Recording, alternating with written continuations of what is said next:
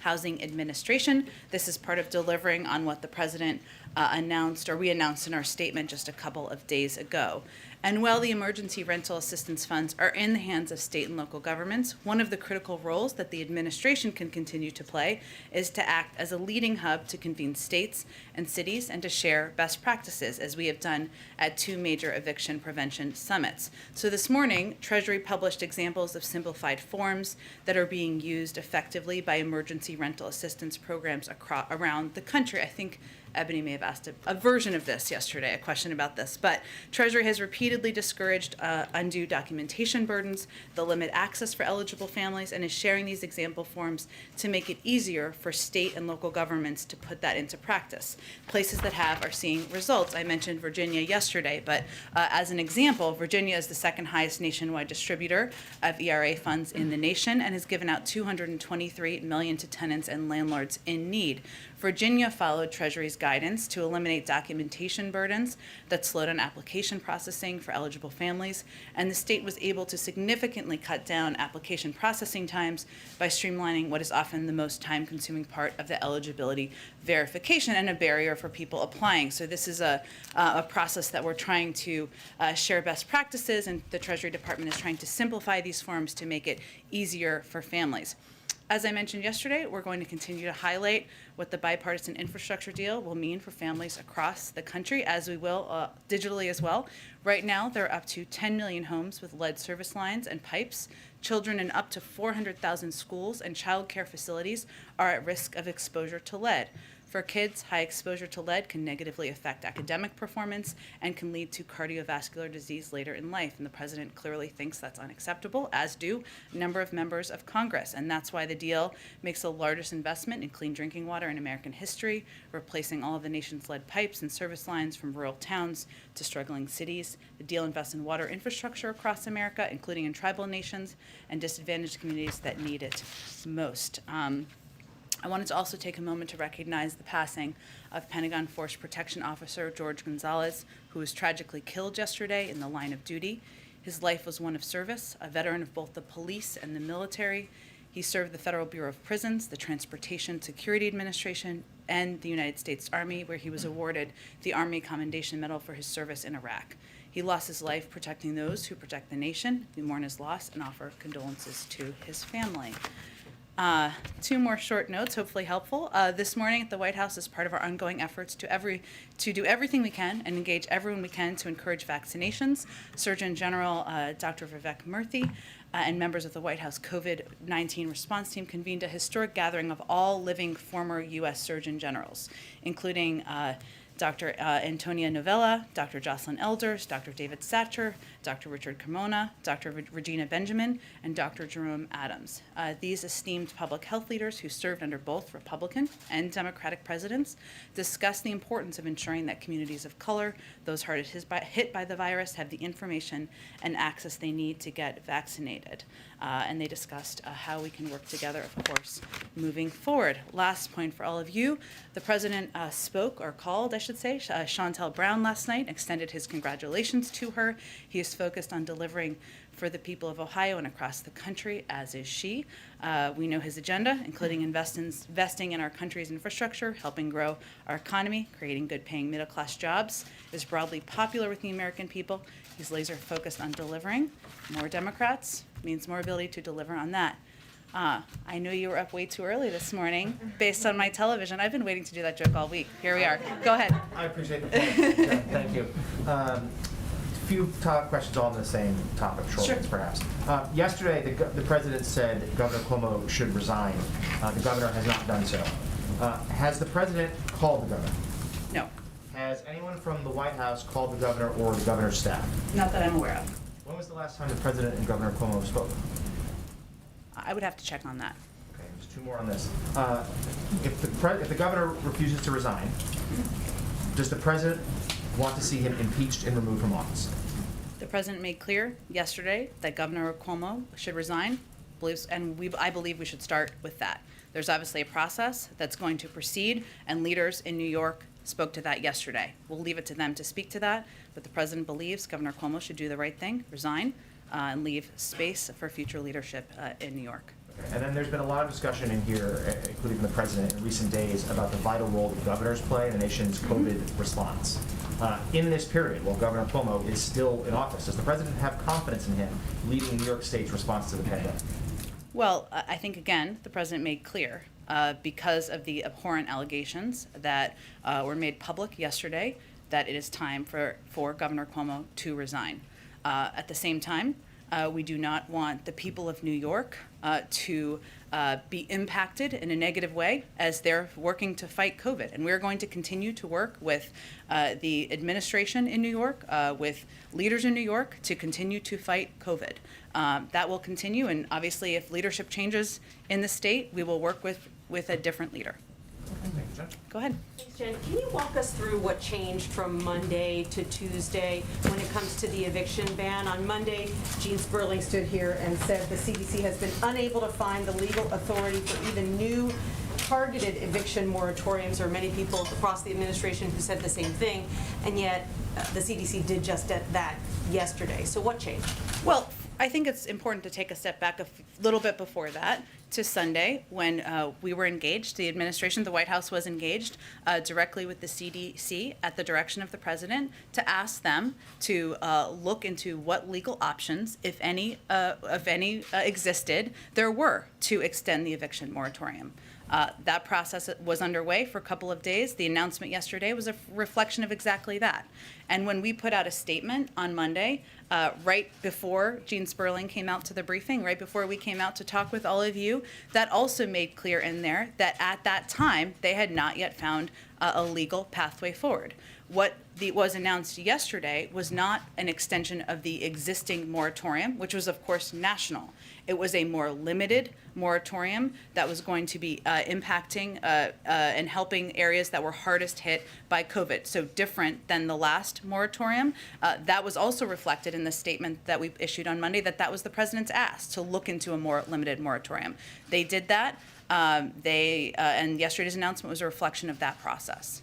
What's your message to progressives who say they're worried that President Biden's concerns about the constitutionality of this move will end up being a self-fulfilling prophecy and motivate opponents to go ahead and file suit now?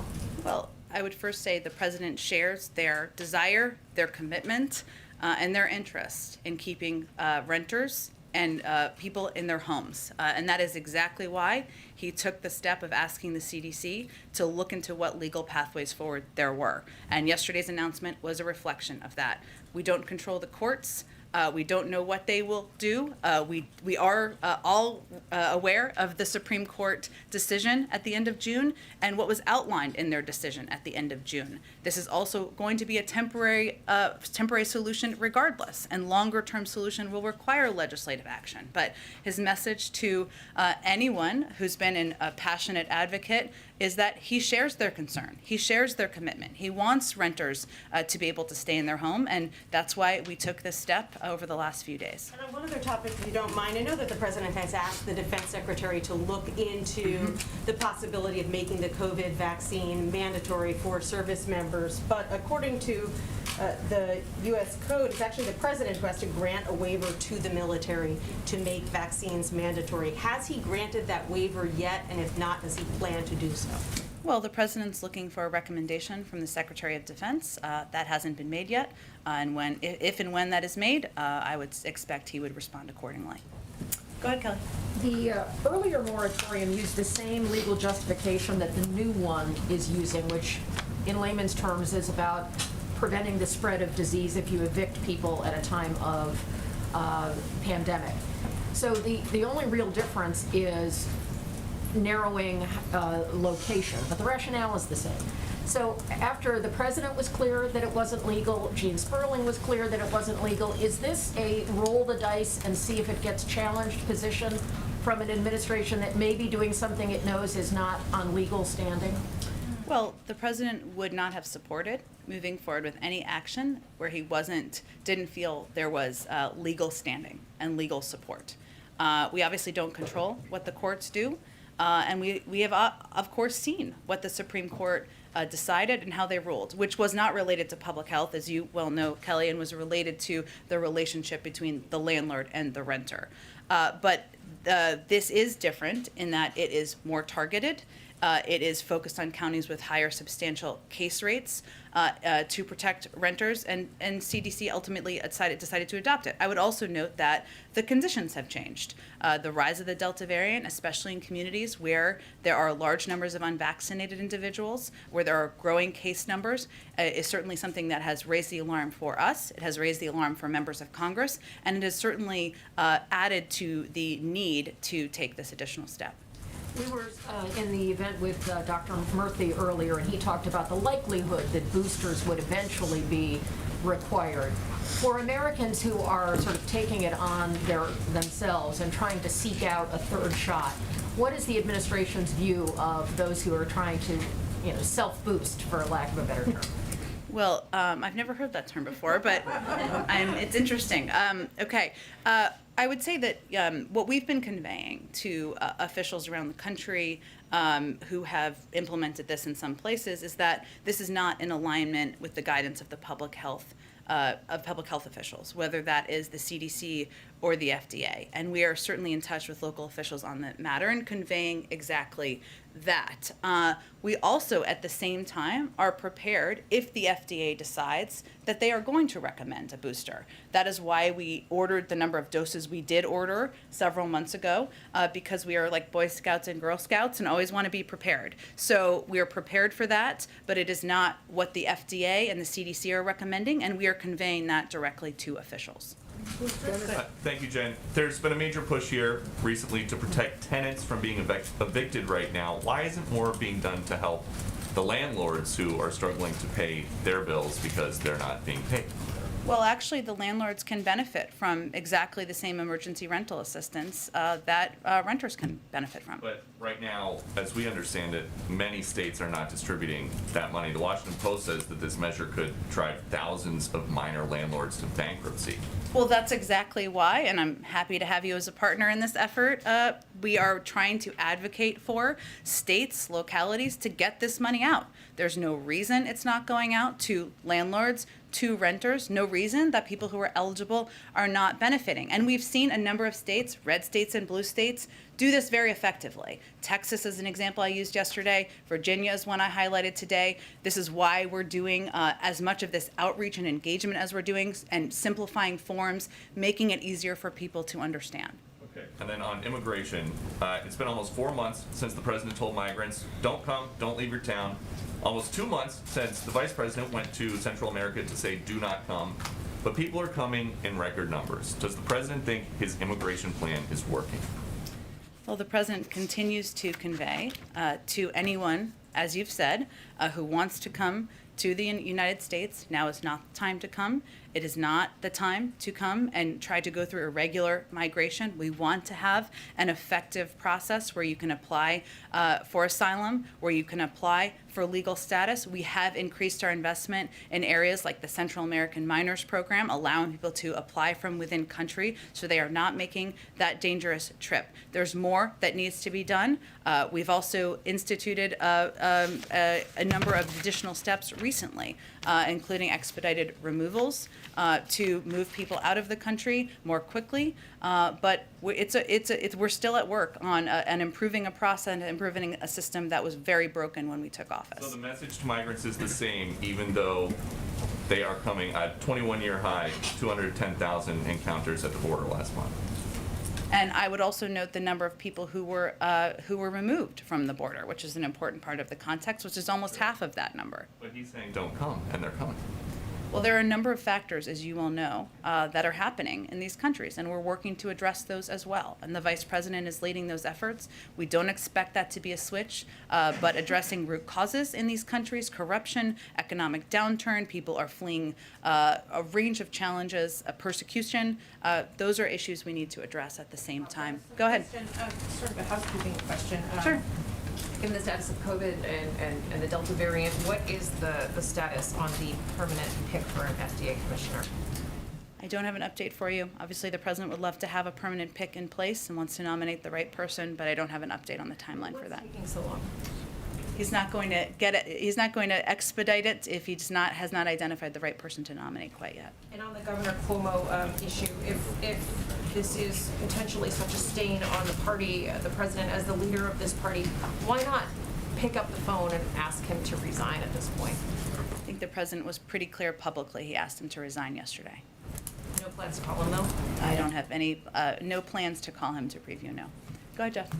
Jen, sort of picking up on Kelly's question, the WHO today called on countries basically to put a halt on booster shots of the COVID vaccine.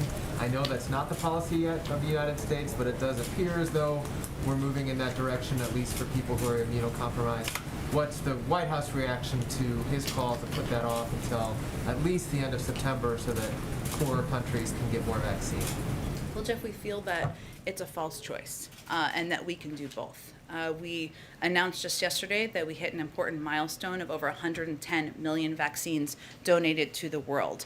That is more than any other country has shared combined. We also made clear that that is the beginning, and we also started to donate the 500 million doses of Pfizer we've purchased. We will start to donate those later this month. So we've taken action on the global level far more than any country around the world. We're asking the global community to also step up. We saw some action at the G7. More needs to happen. But we believe we can do both. We also, in this country, have enough supply to ensure that every American has access to a vaccine. We will have enough supply to ensure if the FDA decides that boosters are recommended for a portion of the population, to provide those as well. We believe we can do both, and we don't need to make that choice. All right. On a separate topic, is the White House tracking the case of the Belarus Olympian who was forced to go to the airport and then ended up going to Austria instead of back to her own country? And is the U.S. providing any assistance to her or anyone else on the Belarusian team? We are aware of the case. I would have to check if there's direct assistance. The State Department may be the best source for that, but I will check with them and see if there's anything to provide to all of you. Go ahead. Who inside the administration signed off on the legality of what the CDC proposed yesterday? Is that the CDC's lawyers, Justice Department? The CDC's lawyers, as well as our counsel's office. Yes, I'm not aware of the Department of Justice's engagement, but of course that might make sense. I would have to check on that. And then, the president alluded yesterday to, look, if this gets struck down in court, if nothing else, it buys time for the federal funds on the state level to be kicked out and dispersed. How much of that was a driving force behind the decision to move forward with this? That, look, we need to figure out some way to buy time as states figure this out. Let's just go ahead with this. Well, the president would not have supported moving forward if he did not support the legal justification. He is old school in that way. But I would tell you that regardless of what is decided by any court, if anything is decided by any court, this is not a permanent solution. It is extended through the beginning of October. And I think you've seen that recognition by a range of members of Congress and leaders and advocates who have been so passionately talking about the need to extend the eviction moratorium. It would require legislative action. The other piece of this that I know we keep talking about, but is really a solution here, and that's why we keep talking about it, is getting this money out to states and localities. This is really about money, right, and funding. And all of these states and localities have money to extend the moratorium in their states by a month or 2 months.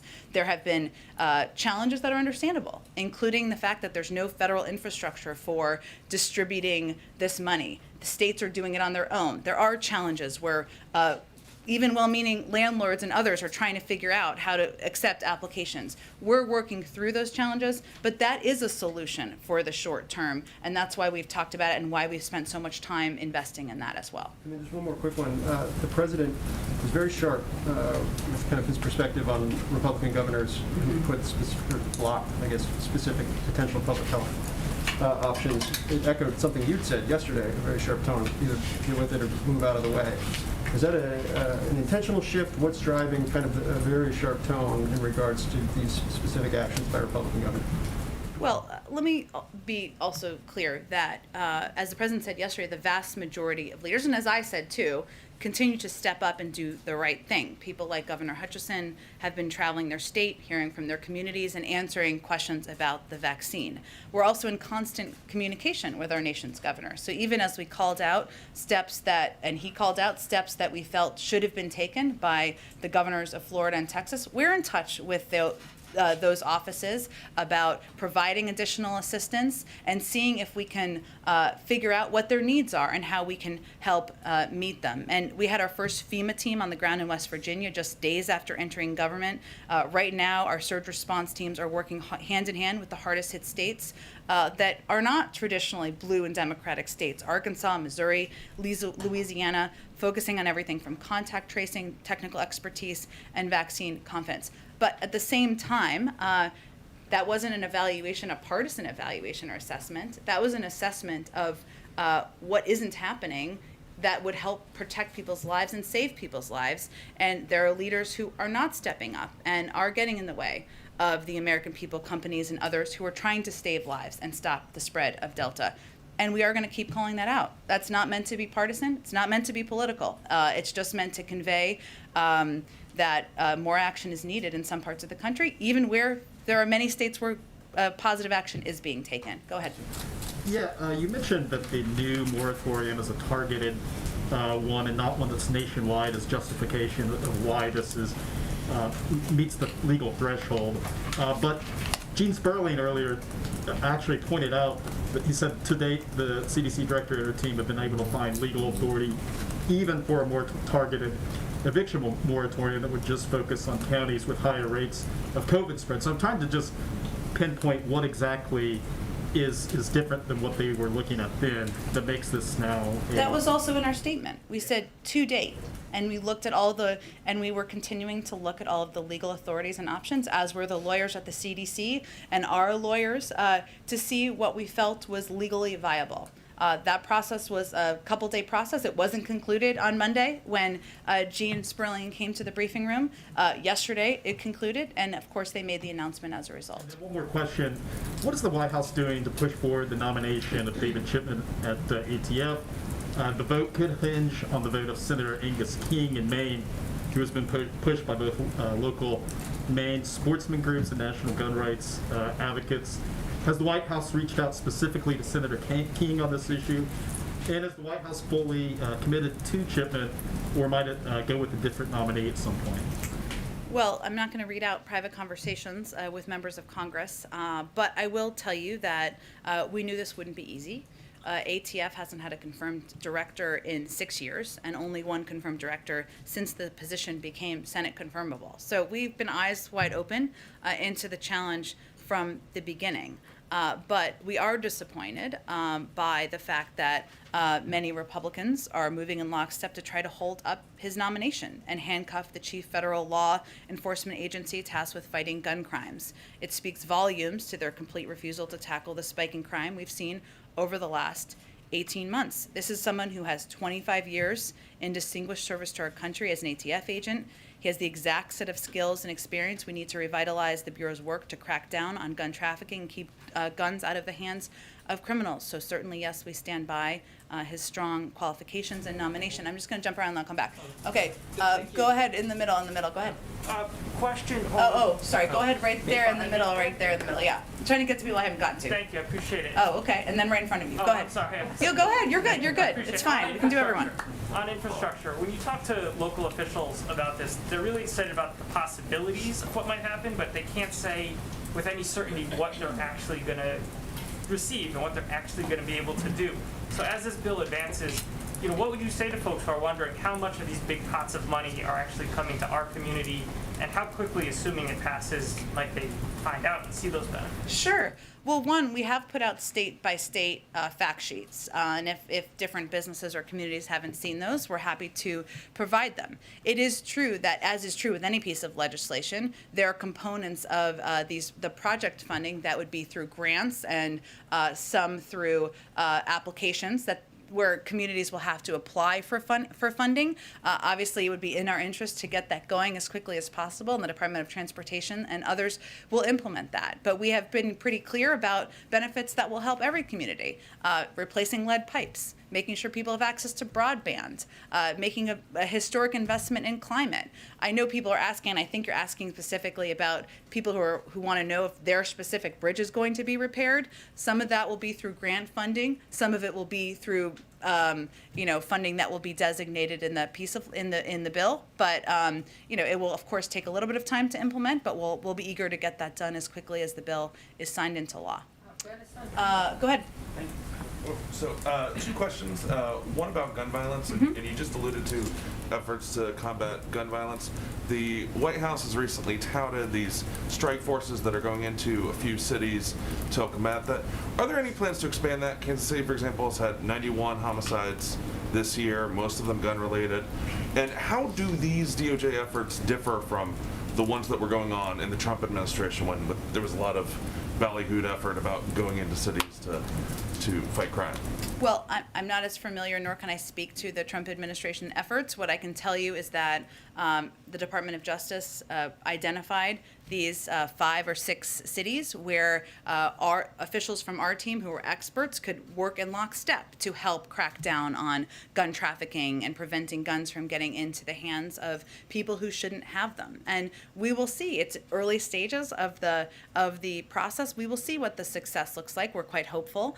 In terms of whether they have intention or plans to expand, I would point you to the Department of Justice and see what they have to say about that. On evictions is, what role did Congresswoman Bush's protests play? A number of Democratic leaders were giving her a lot of credit for raising the issue. I know the Vice President spoke to her Monday.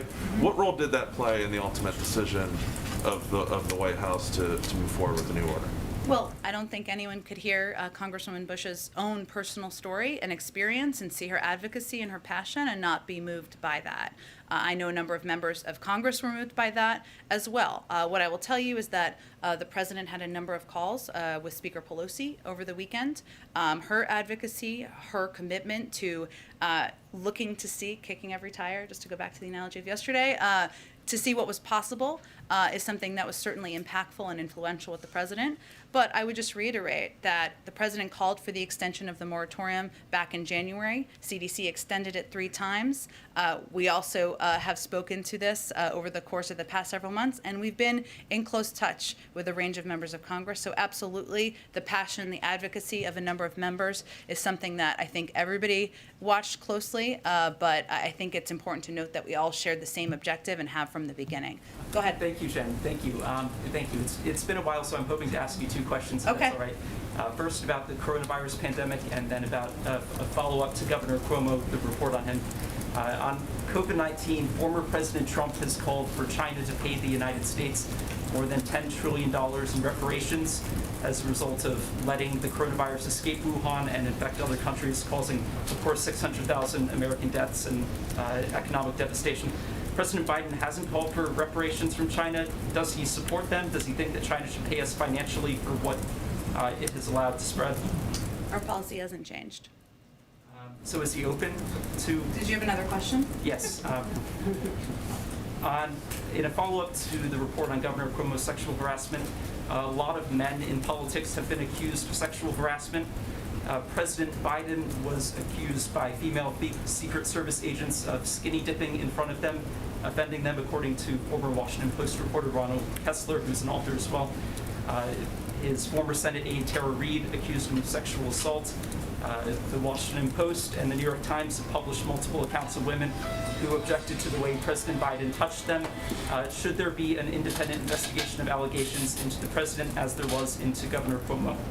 Well, first I would say the president has been clear and outspoken about the importance of women being respected and having their voices heard and being allowed to tell their stories and people treating them with respect. That has long been his policy, continues to be his policy. That was heavily litigated during the campaign. I understand you're eager to come back to it, but I don't have anything further other than to repeat that he has called for the governor to resign. Go ahead.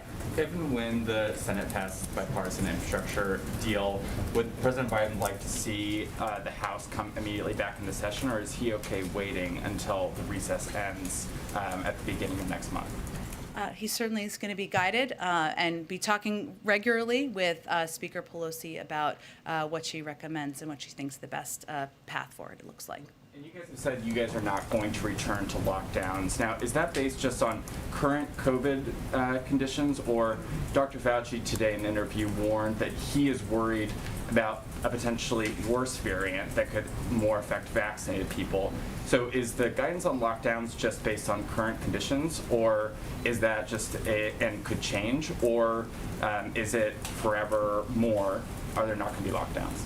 Well, I think Dr. Fauci and Dr. Collins have both spoken to this in recent days, and what they have conveyed and what it's based on is the fact that we have made a significant amount of progress in the past 6 months, even as we are fighting the Delta variant, the most transmissible variant we have seen. And that includes 70% of the American people getting their first shot, more than 162 million Americans at this point.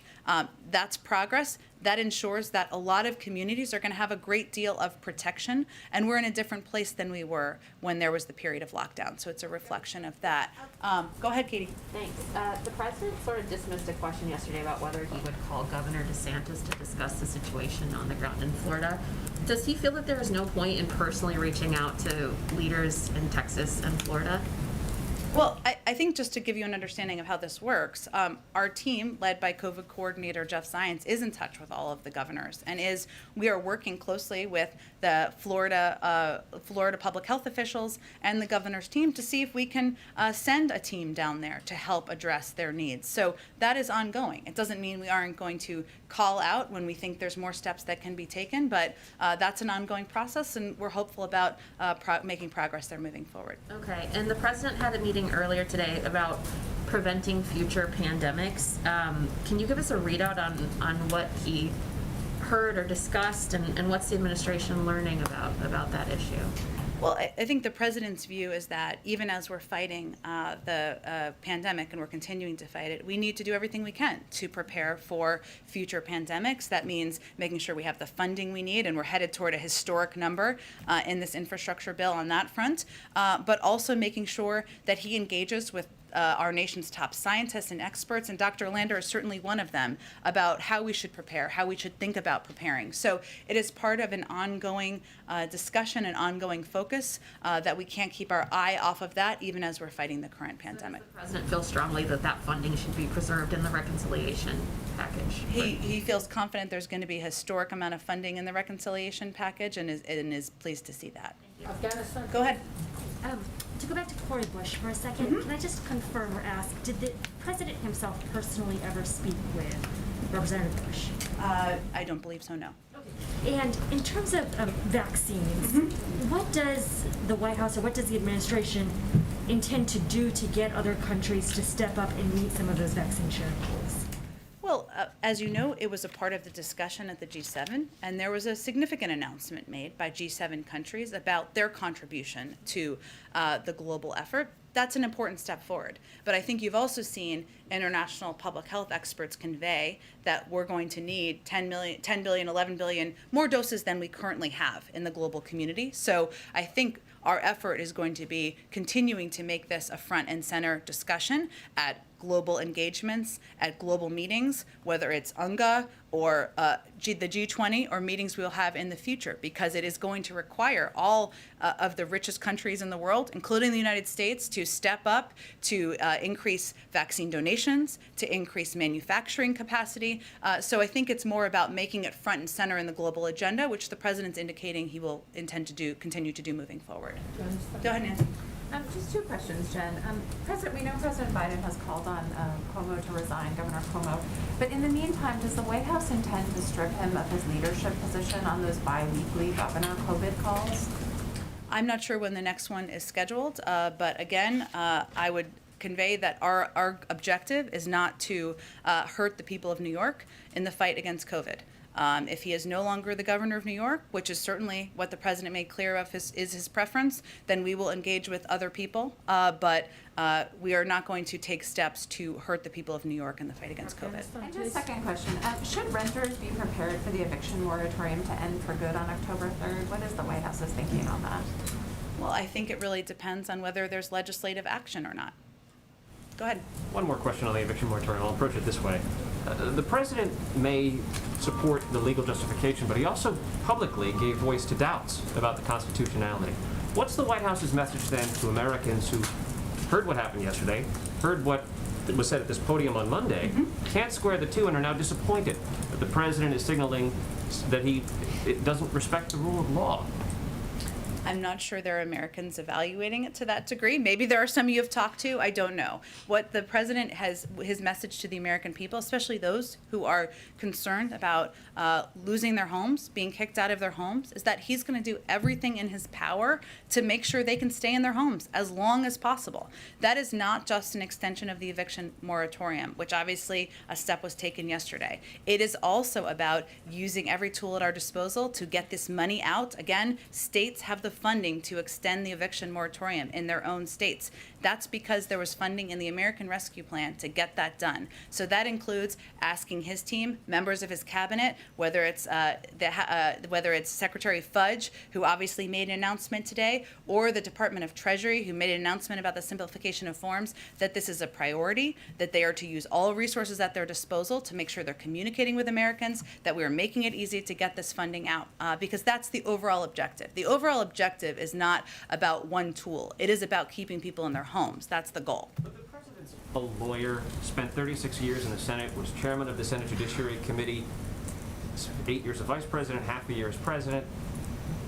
He speaks often about democracy versus autocracy.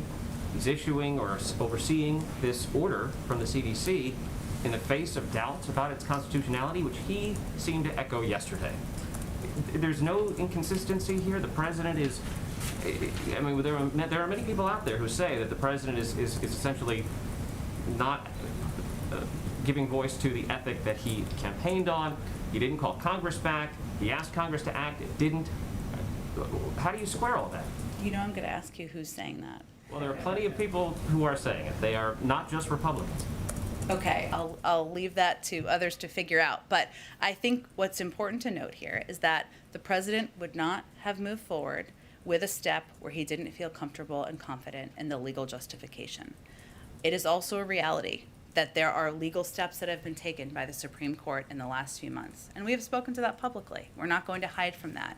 But he asked the CDC and his legal experts to look at what is possible. This is a narrow, targeted moratorium that is different from the national moratorium. It's not an extension of that. It's a different moratorium from a policy and legal standpoint. So he felt comfortable in the justification and the legal approach to this effort. A quick follow-up on that, Jen? Go ahead. Thank you. You mentioned that the president is old school, and Steve noted that the president spent a significant amount of time in the Senate and is also a lawyer. What was the moment that the president became certain that he was on solid legal standing to move forward with this extension? And what was the argument, specific legal argument, that won out and changed his mind? Because yesterday he seemed to be weighing the two options. Well, again, as I've been discussing, the justification from the legal team is that this is a different moratorium. It's narrow. It's targeted at the areas highest impacted. It is not an extension of the national moratorium that was struck down just 6 weeks ago. So is the sense here that, you know, this is temporary, it's still an open question about the constitutionality, but... It is temporary. It was extended until October 3rd. So it's still a question of whether or not this is constitutional, but it's worth it?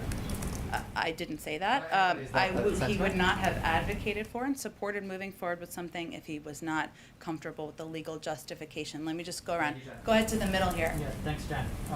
Two quick questions. First, I was hoping you could preview a little bit President's meeting tomorrow with AAPI leaders. I'm just curious what they'll be discussing and why you just invite them to the White House. Absolutely. Well, I should have more of a preview for you, but I will tell you that the president looks forward to meeting with leaders of the AAPI community tomorrow. They will discuss a range of topics, including, of course, economic investment, the fight against COVID, voting rights, which is certainly an issue that is of great importance to a range of communities who have been quite active on this issue. And obviously, continuing discrimination that members of the AAPI community experience. We've also proud of the number of nominees from the AAPI community that we have put forward for a range of important jobs in the administration. But those are some of the topics on his agenda, and I'm sure they'll come ready with a number of topics they also want to discuss. Quickly, just on COVID. Yeah.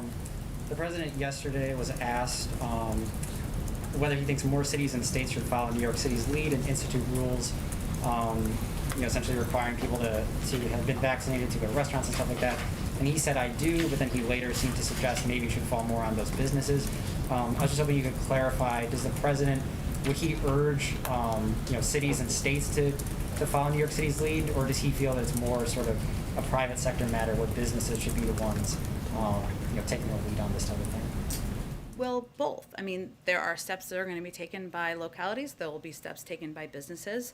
The president supports local efforts to keep communities safe. They're going to be different from community to community. And our view is that any verification program should meet a few standards. Accessibility. It needs to be free and available in paper and digital formats, should be secure and private, non-discriminatory, given equity is at the center of our agenda. But we know we will see more local communities do more and more things in this space, including verification and employee mandates that will incentivize vaccinations, and we're encouraged and supportive of innovative steps at the local level. I just want to jump around. Go ahead to the back. Yeah, go ahead. Thank you.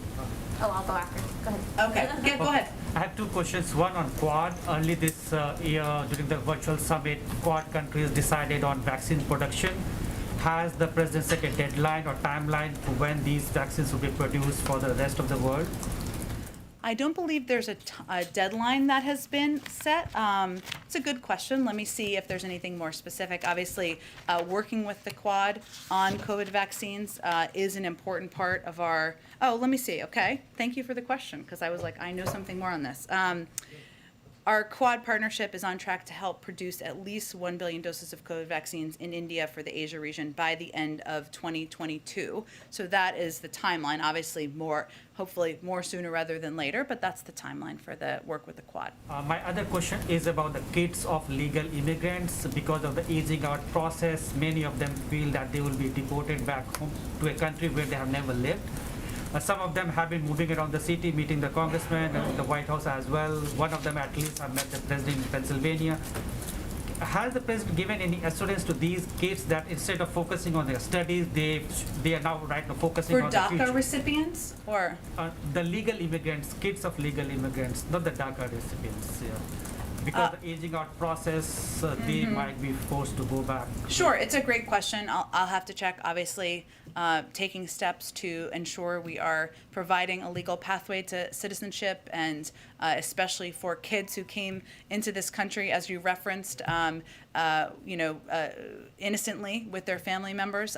But I will see if there's anything new to report on that front. Go ahead in the back. I wanted to ask about a different moratorium, the payments of student loans. That expires at the end of September. What is the White House doing at this point to get ready for that date and figure out next steps? I don't have any preview for you on what determination will be made on that front. Do you have any information on how you're preparing? I mean, we got to the point of the moratorium that we've been talking about earlier where we're at the date. Yep. What are you doing between now and that date? We are certainly well aware of the date, well aware of the impact, but I don't have anything to preview in terms of a decision. And I wanted to ask one more question about the Sure. Justice Department. The slot for Solicitor General is still open with the Supreme Court first session ending several months ago at this point and going into some cases that I'm sure the administration really cares about. Where are you at on picking someone, and what are you doing to get ready for that? I don't have anything to preview for you on any personnel announcements or decisions. Thank you. Go ahead, Shelby. Thanks. I wanted to ask about a Harris poll released this week that indicates the majority of Americans believe the worst of the pandemic is still ahead. And this is a big change from a few weeks ago. And so this is despite, as you said, 70% of Americans being vaccinated and CDC data showing that the vaccine is protecting vaccinated Americans from serious illness. So why is the American public so panicked, and is the White House concerned at all that it's fueled this dramatic shift in public sentiment? That we have fueled it? Yeah, through, returning the mask recommendations for vaccinated Americans. Is it concerned at all? What can it point to as a reason for I haven't Americans? taken a close look at this poll. What I will tell you is that a poll before this, I believe a CBS poll, showed that more vaccinated Americans were concerned about the rise of Delta than unvaccinated. So that was even prior to the mask guidance being put in place. And certainly, as people see, the rising cases in certain communities, unvaccinated communities, of course that's concerning. We understand that. But we also believe that it is our responsibility to provide accurate public health information and also make clear to people the impact of being vaccinated and the fact that the vaccines are doing exactly what they should do, which is protect the vast majority of people from serious illness and hospitalization. But yes, we know that it is a challenge, and fighting a pandemic and communicating about it is a challenge. But certainly that's why we do as many briefings as we do, why we come out here every day as we do, and why we'll continue to allow our public health guidance to be in the lead. Go ahead. Yeah, on infrastructure, the House Speaker is still saying that the reconciliation bill and the infrastructure bill should be connected. Which bill would the president like to see on his desk first, the bipartisan infrastructure bill or the reconciliation bill?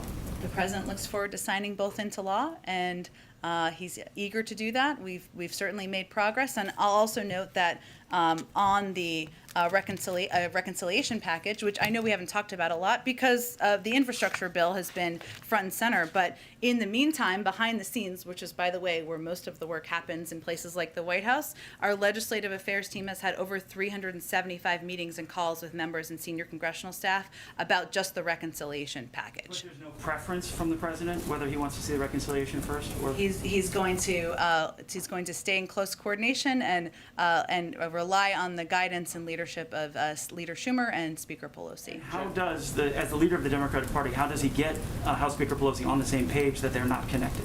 Well, again, I think the president's been clear that he wants to sign both into law. We're encouraged by the movement of the infrastructure package forward, and we've been doing a lot of work behind the scenes, and the president will continue to advocate for publicly the reconciliation package, given how important his Build Back Better agenda is to him. We're told you have a hard out shortly, just one or two more. Sure, okay, go ahead. The president made an announcement on Lebanon recovery today. Can you outline that for us? Sure. And also give us a sense, given the fact this is the one-year anniversary of that blast that devastated Beirut, how important is Lebanon's political and economic stability to the United States, given the crisis it's in right now? Absolutely. It's very important. On behalf of the country, the president sent his deepest condolences to all those who were injured, lost loved ones, and still struggle to recover from the trauma from the catastrophic explosion at the port of Beirut 1 year ago. Today, we actually did a video from him that we're happy to provide to anyone who is interested. We also recognize that the people of Lebanon have suffered more over the past year because of avoidable political and economic crises. So what we announced today is nearly $100 million in new humanitarian assistance. That is on top of the almost $560 million in humanitarian aid that we have provided to Lebanon over the last 2 years. We recognize the important role Lebanon has played in the region, as you referenced, and also their role in hosting over 1 million Syrian refugees for a number of years. And we're quite proud of our longstanding support for the Lebanese people, and the president urges his fellow leaders in capitals around the world to also step up their support for the Lebanese people. No amount of outside assistance, of course, will be enough to repair the pain from the blast just last year. Okay. Nikki, go ahead. Great. Are there any plans for the president to hold a press conference before he goes to the beach? I expect he might take some questions at some point, but no plans for a formal press conference. We've got a lot going on here, as you all know. And then also, any chance that Team USA might be visiting post-Olympics? I hope so. They're invited. I'm inviting them here to my house, anywhere you want to come. I hope so. I have nothing I don't have anything on the schedule, but certainly that's a tradition, and the president is probably as obsessed with the Olympics as I am, if not more, so I expect there will be an invitation at some point. I think we have to wrap it up. Thank you, everyone. Have a great day. See you tomorrow.